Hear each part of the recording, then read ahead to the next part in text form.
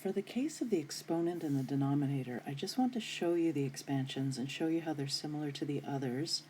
And if you're interested in the derivation, there's a good review in the textbook, but this is probably something that you just want to memorize. Same as before, the 1 minus x has the straightforward sign, so there's no -1 to the k in it. It's the 1 plus x that has the -1 to the k, and that's why it's there, because of that plus sign in the denominator. Otherwise, these are identical, and we saw the same thing with 1 minus x and 1 plus x in the denominator. They're identical except for the -1 to the k when you have the positive sign in the denominator. And where this gets a little tricky, the x to the k is fine. That's exactly what you see in all of them.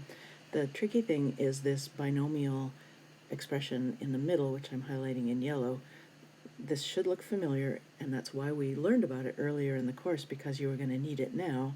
It's that way of, like the donut question, choosing a bunch of things where you have a whole bunch of different options for those things.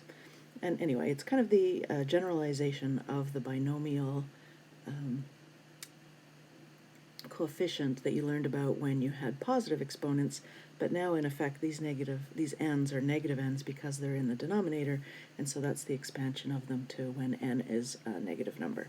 So just remember that that's where that thing shows up, and then whenever you have 1 minus x to the n or 1 plus x to the n, you'll be able to use this, and you can also, of course, combine it with the others. When you have 1 minus 2x to the n, you can put in the 2k plus the stuff you need for the exponent of n. So this is the shortest video yet, but I hope it helps, and that this visual helps you remember what they look like.